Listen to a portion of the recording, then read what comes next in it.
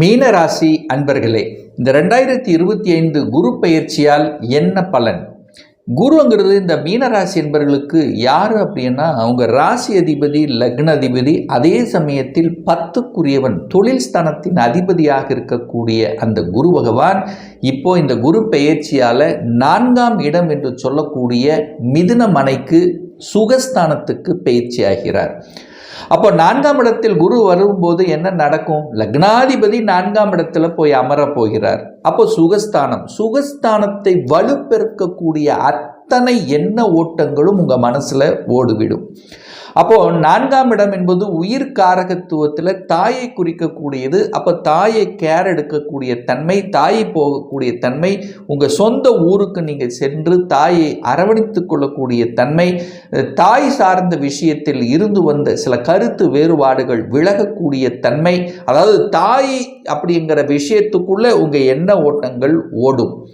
அதே சமயத்தில் 4ஆம் இடம் என்பது வீடு, வண்டி, வாகனத்தை குறிக்கக்கூடிய தன்மை. அப்போ நிறைய இந்த மீனராசி என்பவர்கள் ஒரு வீடு வாங்கலாமா, ஒரு வாகனத்தை வாங்கலாமா, இந்த மாதிரியான எண்ண ஓட்டங்கள் சுகஸ்தானத்தை பெருக்கிக் கொள்ளக்கூடிய அமைப்புகள், சந்தர்ப்பங்களை உருவாக்கும். இதில் எந்த மாற்று கருத்து இல்லை. ஏன்னா 4ஆம் இடத்தை புனிதப்படுத்துகிறது.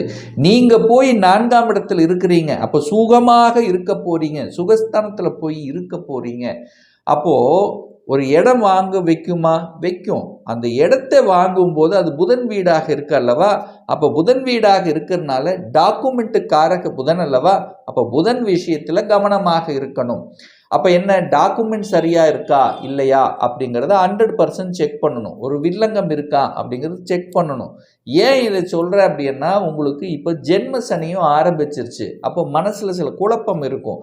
இதை வாங்கலாமா, அதை வாங்கலாமா, ஸோ இந்த இடத்துக்கு போகலாமா, அந்த இடத்துக்கு போகலாமா, சரி செய்யலாமா வேண்டாமா, இப்படி இந்த மாதிரி ஒரு கன்ஃபியூஷன் அப்படிங்கிற தன்மையும் இந்த காலகட்டத்தில் உங்களுக்கு ஏற்படுத்தும்.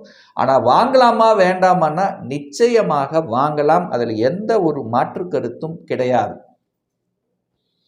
அதே மாதிரி நிறைய செலவு செய்யக்கூடிய தன்மையும் உங்களுக்கு ஏற்படுத்தும். சிலருக்கு பார்த்தீங்கன்னா சுப காரியங்கள் செய்வது, ஒரு படிப்புக்காக செலவு செய்வது, ஒரு திருமணத்துக்காக செலவு செய்வது, குழந்தைகளினுடைய அபிலாசைகளை நிறைவேற்றிக் கொள்வதற்காக செலவு செய்வது, ஸோ இந்த மாதிரியான தன்மைகளை எல்லாம் செய்து கொள்ளலாம். ஆனால் பணத்தை கையாளுகின்ற விஷயத்தில் மட்டும் கொஞ்சம் கவனம் எச்சரிக்கிறோம். இந்த ஷேர் மார்க்கெட் சார்ந்த விஷயங்கள் அல்லது ஒரு கூட்டு தொழிலில் போகிற அப்படிங்கும்போது, ஸோ இந்த மாதிரி ஒரு சொந்த தொழில், இது வரைக்கும் வேலையை விட்டுட்டு நான் இந்த சொந்த தொழிலுக்கு போகிறேன் அப்படின்னு நினைக்கிறவங்க எல்லாம் கொஞ்சம் யோசித்து முடிவெடுக்கணுங்கிறது இந்த மீனராசி என்பர்கள் ஞாபகத்தில் வைத்து கொள்ளுங்கள். ஏன் இதை சொல்கிறேன் அப்படின்னா, சந்திரன் மேலே இப்போ சனி அமரப்போகிறது. அதான் ஜென்ம சனி அப்படிம்போம். அப்போ சந்திரனுங்கிறது யாரு? மனதை குறிக்கும். அப்போ மனதின் மேலே ஒரு இருட்டு கிரகம் உங்க மேலே படியும் போது மனதை மறைக்கும். அப்போது உங்களை அறியாமல் எதையாவது ஒன்று செய்துவிட்டு அதுக்கப்புறம் ஒரு குழம்பிக் கொண்டு அதுக்கப்புறம் ஒரு மன வருத்தத்தை அடையக்கூடிய தன்மை இருக்கின்ற காரணத்தால் தான் புதிய விஷயங்களை செய்யும்போது கொஞ்சம் யோசிக்கணும் இந்த மீனராசி என்பர்கள் அப்படின்னு நான் சொல்கிறேன். சரி, 4ஆம் இடத்தில் இருக்கக்கூடிய அந்த குரு பகவான் 8ஆம் இடம் என்று சொல்லக்கூடிய அட்டமஸ்தானத்தை பார்க்கிறார் தனது 5ஆம் பார்வையால. சரி, என்ன பலன் நடக்கும்? 8 என்பது என்ன? ஒரு வலி, வேதனை, துக்கம், துயரம் அப்படின்னு சொல்லக்கூடிய இடத்தை அவர் பார்க்கிறார்.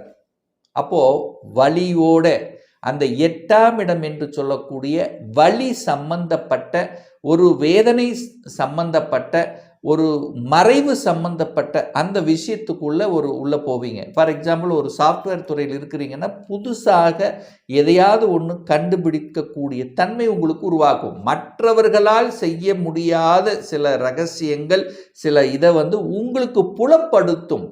மற்றவர்களின் வழியை போக்கக்கூடிய தன்மைங்கிறது உங்களுக்கு இருக்கு அப்படிங்கிறத நான் சொல்றேன். அதாவது மற்றவர்களின் வழிகளை போக்கக்கூடிய சில விஷயங்கள் உங்களுக்கு சக்சஸாக மறையும், அதாவது சக்சஸாக அமையும் அப்படிங்கிறத இந்த இடத்துல நான் சொல்கிறேன். 8ஆம் இடம் என்பது என்ன? வெளியில், அதாவது உங்கள் ஊரை விட்டு வெளியே. அப்போ வெளியே நகருதல் என்பது உங்களுக்கு சாத்தியமாகும். அப்போ இது வரைக்கும் நான் சொந்த ஊர்லேயே இருக்கிறேன்னா இப்போ சொந்த ஊரை விட்டு கொஞ்சம் வெளியே, அதர் டிஸ்ட்ரிக்ட், அதர் ஸ்டேட், வெளிநாடு, ஸோ இதெல்லாம் போகக்கூடிய கொடுப்பினை இந்த மீனராசி என்பவர்களுக்கு உண்டு. ஸோ இது வரைக்கும் போகணும், வெளிநாட்டில் போய் எப்படியாவது கொஞ்ச நாளாவது வேலை பார்க்கணும் அப்படிங்கிற எண்ணத்தில் இருக்கிறவங்களுக்கு சக்ஸஸ் கொடுக்கக்கூடிய ஒரு காலகட்டமாக இந்த 2025 அமையும். வம்பு வழக்கு கோர்ட்டு கேஸ் இந்த மாதிரி விஷயத்துக்குள்ள போகக்கூடாது. அதுக்குள்ள போனீங்கன்னா என்ன சிக்கி ஒரு வழிகளை ஏற்படுத்தும் அப்படிங்கிறது அமைப்பு. ஏன்னா லக்னாதிபதி 8 பார்க்குறார் அல்லவா, அப்போ நீங்களே ஒரு வழியை அமைத்து கொள்ளக்கூடாது. புரியுதுங்களா? வழியை தரக்கூடிய சில விஷயங்களுக்குள்ள போகக்கூடாது. ஏன்னா சந்திரன் மறைஞ்சிருக்கு, உங்களுக்கு ஜென்ம சனியாக இருக்குது. அப்போ வம்பு வழக்கு கோர்ட்டு கேஸ் சம்பந்தப்பட்ட யாருக்கும் ஜாமீன் கையெழுத்து போடுறது, பணத்தை யாருக்காவது கொடுத்து விட்டு அதுக்கப்புறம் மறுபடியும் கலெக்ட் பண்ணுறதுங்கிறதுல அவ்வளோ சீக்கிரம் வராது. கொடுத்த பணம் அவ்வளவு சீக்கிரம் ரிட்டர்ன் ஆகாது. ஒரு மாதத்தில் தரேன்னு சொல்லி வாங்கினவங்க ஒரு மாதம் தர மாட்டாங்க. அப்போ மறுபடியும் கேட்டுட்டு அதனால் ஒரு இதாகி ஒரு குழப்பம் ஏற்படக்கூடிய தன்மையை உருவாக்கிவிடும். எது சொல்கிறேன்னா, மனதை மறைக்கக்கூடிய சில தன்மைகள் இருக்கின்ற காரணத்தால் ஜென்ம சனியாக உங்களுக்கு இருக்கிறதுனாலையும் நீங்கள் உங்கள் மனசு எதிலேயோ போய் சிக்கி கொண்டு அதுக்குள்ளேயே ஒரு தேடுதல் இருக்கக்கூடிய தன்மை இருக்கிறதுனால புதிய விஷயங்களை அவாய்ட் பண்ணுறது நல்லது என்பதை ஞாபகத்தில் வைத்து கொள்ளுங்கள். சரிங்க சார், வேலை சார்ந்த விஷயங்கள் எனக்கு நல்லது இருக்குமா? குரு 10ஆம் இடத்தை பார்க்குறார், ஒரு மாற்றம் கிடைக்குமா? நிச்சயமாக ஒரு மாற்றம் கிடைக்கும், மாறிக்கிங்க. எந்த மாற்றம் உங்களுக்கு கொடுத்தாலும் அதை ஏற்றுக்கொள்வது புத்திசாலித்தனம். இதுதான் முக்கியம். எந்த மாற்றங்கள் உங்களை தேடி வருகிறதோ அதை ஏற்று செயல்படுத்துவது நல்லது. ஒரு துறை ரீதியான ஒரு மாற்றம் கொடுக்குறாங்கன்னா ஏற்றுக்குங்க, தப்பில்லை. ஆனால் நீங்களாக கோபப்பட்டு ஆக்ரோஷப்பட்டு வேலையை விட்டுறக்கூடாது. வேலையை விட்டு விட்டு தேடுதல் என்பது நோ.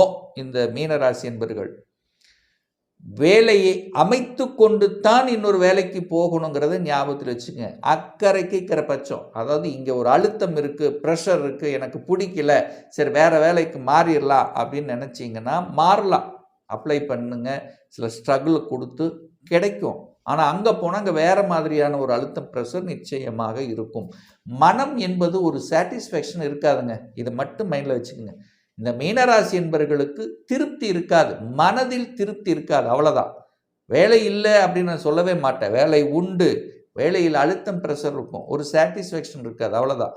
மாதமான சம்பளம் வருதா ரைட் அப்படின்னு இருந்துக்கிட்டிங்கன்னா உங்களுக்கு எந்த தொந்தரவும் இல்லை.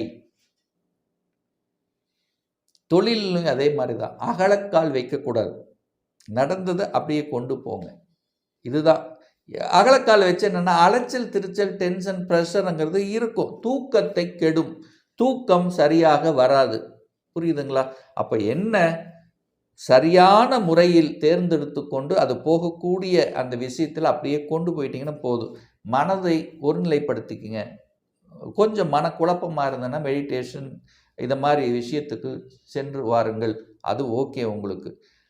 மனம் என்கின்ற தன்மை இல்லை ஒரு குழப்பம், அதாவது குடும்ப விஷயத்தில் மற்றவருக்கு ஒரு குடும்ப விஷயத்தில் நீங்கள் போய் இன்வால்வ் ஆகிறது, உங்கள் குடும்ப விஷயத்தை மற்றவர்கள் இன்வால்வ் படுத்திக்கிறது, இதெல்லாம் முற்றிலும் தவிர்க்க வேண்டும்.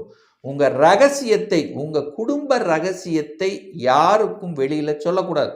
இது மட்டும் ஞாபகம் வச்சுக்கோங்க. ஆனால் தொழிலில் மேன்மை உண்டு. குரு பார்க்குறார் 10ஆம் இடத்தை, 10ஆம் அதிபதியை பார்க்கும்போது ஒரு நல்ல மேன்மையை தரப்போகிறது அப்படிங்கிறது தான் அர்த்தம். அப்போது தொழிலில் அபிவிருத்தி உண்டானா அபிவிருத்தி உண்டு, தொழிலில் லாபங்கள் உண்டா லாபங்கள் உண்டு. ஏன்னா லாபாதிபதியாக இருக்கக்கூடிய சனி உங்கள் ராசிலேயே வந்து உட்கார்ந்துருக்கார். ஆனால் அவரே விரையாதிபதியாகவும் இருக்கார், 2 ரோல் பண்ணுவார்லவா. அப்போது லாபங்கள் உண்டு, விரயமும் உண்டு. ஆனால் கையாளுகின்ற விஷயத்தில் கவனம், கையாளுகின்ற விஷயத்தில் எச்சரிக்கை. திருப்பி திருப்பி சொல்கிற 7.5 சனியில் ஜென்ம சனி, ஜென்ம சனியாக இருக்கும்போது மனதை பாதிக்கக்கூடிய சில செயல்கள் உங்களுக்கு தோற்றுவிக்கும். நெகட்டிவ் என்று சொல்லக்கூடிய விஷயத்துக்குள்ள நீங்கள் என்ட்ரி ஆகக்கூடாது, அவ்வளோதான். உங்கள் உள் மனசு சொல்லும், ஐயோ இங்கே போனால் நமக்கு தப்பாயிரும், அப்போ போகாதீங்க. உங்கள் உள்மனது என்ன சொல்கிறதோ அதை செய்யுங்கள், அவ்வளோதான் சொல்லுவேன். நெகட்டிவ் அப்படின்னு வந்துட்டா அவாய்ட் பண்ணுங்க. கணவன் மனைவிக்குள்ள அந்நூன்யத்தை விதைத்து கொள்ளுங்கள், அன்னோனியமாக இருக்கிறது பார்க்குங்க. இல்லைன்னா சின்ன சின்ன கருத்து வேறுபாடுகள் முளைக்கும். என்றைக்கோ பண்ண எது விஷயம் இப்போ பேசி அப்படி இப்படியே பார்த்து பெருசாக்கக்கூடிய வாய்ப்புகளை உருவாக்கும். அதுக்குள்ளே போகக்கூடாது. இதுதான். மற்றபடி எந்த தொந்தரவு இல்லை. மீனராசி என்பவர்கள் குரு பகவான் 4ஆம் இடத்தையும், அதாவது 4ஆம் இடத்தில் அமர்ந்து கொண்டு 8ஆம் இடத்தையும் 12ஆம் இடத்தை பார்க்கறதுனால வெளியூர், வெளிமாநிலம், வெளிப்பயணங்கள் இதெல்லாமே சிறப்பு. வெளிநாடு, வெளியூர், வெளிநாட்டு தொடர்புகள், அந்நிய மதத்தினர் தொடர்புகள் இது எல்லாத்தையும் கொடுக்கக்கூடிய ஒரு அற்புத வருடம். 8 என்பது வலிவேதனை கொடுத்தாலும் திடீர் அதிர்ஷ்டமும் அங்கதான் விதைச்சிருக்கு. அப்போ லக்கும் அங்கதான் இருக்கு. அப்போ திடீர் லக்கும் கிடைக்கும். யாருக்கு? மீனராசி என்பவர்கள். அப்போ திடீர் லக்கை சந்திக்கக்கூடிய வருடமாகவும் அமையும். எதிர்பாராத நல்ல மாற்றங்களை சந்திக்கக்கூடிய அமைப்பு. திடீர் ப்ரமோஷன், திடீர் இடமாற்றம்.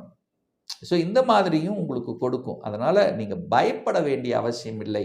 புதிய விஷயங்கள் மட்டும் கொஞ்சம் செக் பண்ணணும். இதை மட்டும் ஞாபகத்தில் வச்சுக்கோங்க போதும்.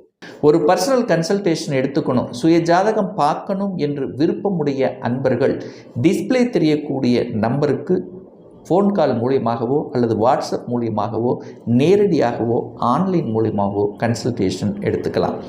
நம்முடைய அலுவலகம் கோயம்புத்தூரில் அமைந்துள்ளது. அதாவது கோயம்புத்தூரிலிருந்து மேட்டுப்பாளையம் செல்லும் வழியில் வெள்ளக்கிணறு பிரிவு பக்கத்தில் அன்னபூர்ண ஹோட்டலுக்கு அருகில் அமைந்துள்ளது.